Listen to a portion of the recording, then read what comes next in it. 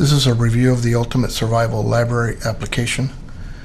In this video I'm going to cover the Links tab. I'm purposely starting off with the Search Lab open, which I covered in the last video, because I want you to be aware that the links in the Links tab do not get loaded until you click on this tab itself. And if you have an Ethernet connection, it should load in a matter of a few seconds. If you have Wi-Fi, it might take a few seconds more, but once you click it, it'll start loading the links. It goes out to the website, pulls down the latest file of links, and loads them into this tree view here. So you can see there's categories within the first tab, which is From Survival Library. You can increase the font with this button here, so you can see it a little easier. So what you get is a listing of topics, and they're broken down into these categories at the moment: general, forums, food, firearms, homestead, podcasts, Reddit, document sources, and YouTube. There's also a category for personal, under which you can add your own links if you want to simply add your own sites that you like to visit regularly. You can also share the links that you visit regularly in case they're not already in here. You can send them to me. I'll cover that here in a minute with these buttons on the right. But let's start off with simply the general tab. If you click it, you'll see, let me decrease the font just a little. You'll see a listing of all of the websites at the moment that are in the application that are provided and checked so that they actually are valid websites. And as time goes on, and if any of them stop responding, if they stop working, we'll simply remove them. It's very easy to do on my end. So let me just go through here and pick one of them. This is the Prepared Survivalist website. If I want to see the entire website in its full view, I can click this button to hide the tree view, and I get the entire website listed and shown, and I can scroll through. It works identically to the way it works in a browser. At the top, you'll see that there's the address of the website listed. If I want the tree view back, I just click that button and it'll bring it back. So as I go through these websites, if I want to visit them, I can just very quickly get through each one and visit them, read them, and so forth. So that's the listing for general. Let's go through and cover some of the other topics. We have forums. These are generally boards, message boards, where people can go and have discussions on various topics. So that's forums. They'll be added. You can see there's only a few in here. That's because I haven't gone in and gathered all of the ones that are out on the web, so that by the time you get the application, I'm sure you'll see many dozens more of these. And as I get suggestions from users, this list will continue to grow. So then we have food. Again, there's likely to be dozens, if not hundreds of them up there. Those will grow as well. There's firearms. We have homestead,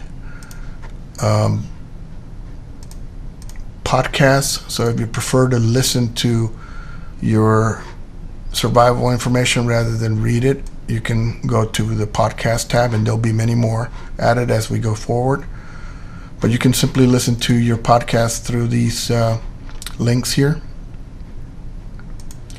There's Reddit, which some users aren't very familiar with. Reddit is a very, very popular website where you can basically have discussions on various topics. In this case, for example, we're looking at city survivalists, and you can see topics and questions and so forth on this particular topic. You can see various other topics that are available here. There's homestead, and you can again scroll through it. You can read them. You don't have to have an account for that. You can create an account. I strongly recommend it because this is a really great site to share information. So you have all of these topics under Reddit available. And then I'll cover YouTube next. Skip the document sources. YouTube, as you can imagine, is simply a listing of some of the channels on YouTube that are for survival prepping. As you can see, there's very few listed here. By the time the app is fully out, there'll be dozens and dozens of these channels up there listed. And as you have suggestions that you want to add I'll add them in here as well. The last category I want to cover here is the document sources category. This is a listing of, so far, just these, but there'll be many more sites where you can get information or get, documents of survival or prepping, various websites where you can download and add to your library. Here's the military manuals. There's 677 manuals under the Internet Archive website, and they're all available here. You can download any one of them, add them to your library, index the file, and then these files will then become searchable by the Ultimate Survival Library under the Search Libraries tab. So if you want to know how to do that, again, watch my previous videos, but the basics is you download any PDF file, you put it into your to be processed folder, you click on the index button and index it. It'll index just the files that are in that folder that are not already indexed, and it'll move it into the search library folder, at which point you'll be able to search any document that you have collected. There's many other sites in here on various topics. This one you can download by clicking save, for example, but there's many documents out there, and I'm going to add to this collection so that as we go forward we'll be able to expand our libraries and share these files through the sharing of the links. I personally cannot provide books or documents or PDFs through the application itself, in other words, as part of the download, because I don't want to risk any copyright issues. So I don't include anything with the app. I am considering in the future perhaps doing so, but it would be only documents or books that are pre-1928, which is where the copyright cutoff is at the moment. So anything printed prior or published prior to 1928 is no longer copyrighted. So I'm considering adding that or providing it on the website, but for now nothing is provided through the application, only links to places where you can go. There's one that had an error apparently. Here's another one, for example, where you can download PDFs, a whole slew of different files, zipped. These are all zipped. So if you find categories of things you want to see or that you want to download, you can click on it and download those files into your library. So this list will continue to grow, and we'll add more links to it as we go forward. So now let me cover the links or the buttons that are here on the right. At the very top you have the Open in Browser button. So if you're on a particular website like this one here, if you want to see it in a browser by itself, you just click that button and it will open it in a browser separate from the application.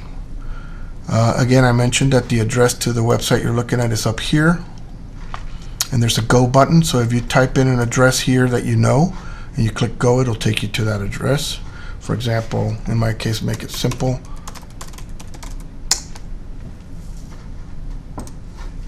There's Google. So you can very quickly type in an address and find the website by clicking the go button. If you don't know the website address or a website address in particular you're looking for, but for example, if you want to search for a topic, you can just type in